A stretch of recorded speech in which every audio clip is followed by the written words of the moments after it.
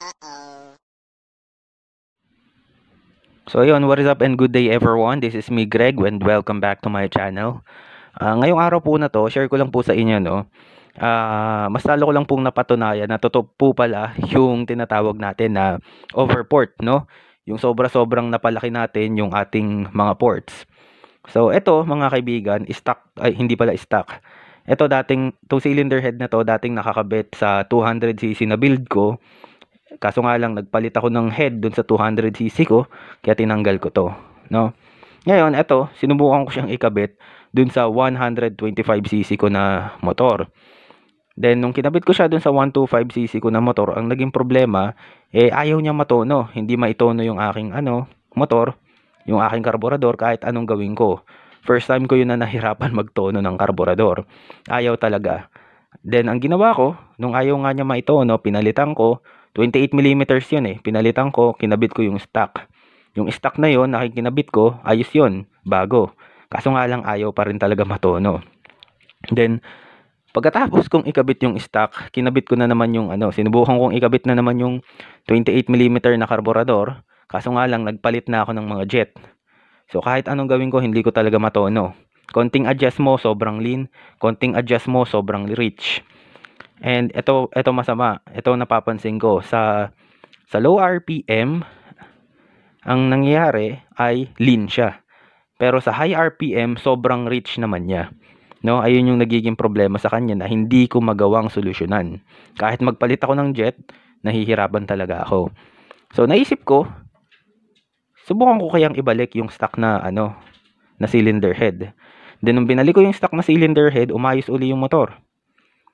Doon ko naisip na hindi pala compatible tong cylinder head na to dun sa motor na yon, no? So isa sa naisip ko tong kanyang intake port. Kasi mga kaibigan, kung hindi lingid sa kaalaman nyo, yung mga cylinder head ng mga 125cc, 150cc, at saka ng 175cc na push rod, pare-parehas lang yan halos. Ang pinagkaiba lang yan, hindi, halos wala palang pinagkaiba pag stock. Yung mga 200cc naman naka big valves na, no? So ako, ang ginagawa ko pag nagwa 175 ako or 200cc, nilalakihan ko na yung aking intake port. Kagaya nito, ang intake port niya ay ito. Yan, maluwang pa nga yan maluwang pa yan.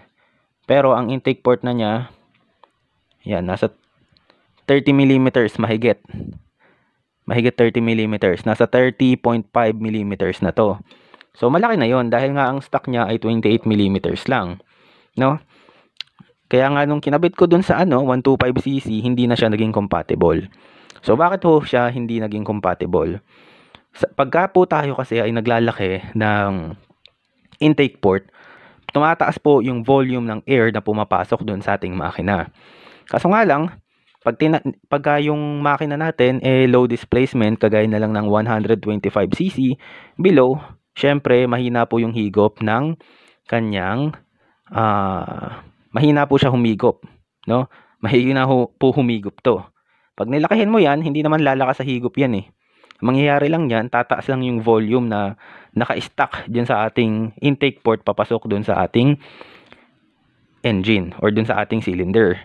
Ngayon, pag nilakihan mo yan, malaki nga yung volume na papasok, pero ang problema, yung velocity mga kaibigan ay maaapektuhan or yung bilis ng hangin papasok doon sa ating cylinder maaapektuhan, no? Ayun po yung velocity, yung bilis ng hangin papasok sa cylinder natin. Ngayon mga kaibigan, sa mga naka-FI, hindi masyadong big deal yon, yung velocity. Pero para naman po doon sa mga carburetor type na engine, napakalaking po nun, big deal po yung velocity pagdating sa mga carburetor type. Kasi po, ang pagpasok po or ang pagbuga po ng gasolina papasok sa ating cylinder head sa mga carb type ay nakadepende dun sa velocity ng air papasok dito sa ating intake port. Dahil po, kung mababa yung velocity or mabagal yung air papasok dun sa ating engine, hindi po makakahigop ng husto yung ating cylinder ng tamang supply ng air and fuel mixture. No? Hindi po kagaya sa mga FI, automatic po ang FI, yung injector nag-i-spray ng gas yan no, nag-i-spray ng gas yung injector natin, kahit na mataas man o mababa yung volume ng air na pumapasok, no? ECU po ang nagdidikta kung gaano karaming gas ang ibubuga ng ating injector. Again, unlike dito sa mga carburetor type, ang pasok po, ang spray po ng gas galing dun sa karburador ay nakadepende sa volume ng air na nakadepende dun sa ito po ay nakadepende dun sa velocity ng air papasok sa ating cylinder or dito sa ating intake port, no? Kaya ayun, napatunayan ko lang din sa sarili ko na totoo nga po pala yung overport, no? So sa exhaust naman, pagdating naman sa exhaust, so tong exhaust na to ayoko lang sukatin dahil mahirap magsukat. Gamit ko pang video yung aking kamay. Itong exhaust na to, ang sukat niya ay 32 mm na. Sa exhaust, wala namang problema dyan kahit mag-overport ka eh. Hanggat hindi nabubutas yung exhaust exhaust port mo, or tong cylinder head nyo, okay lang yan. Hanggat may natitira pang lagayan ng gasket, okay lang yan. Pero, dito po talaga medyo sensitibo. Dito sa ating dito po sa ating intake port. Napakasensitibo po ng intake port. So ayun lang, share ko lang din po sa inyo, no?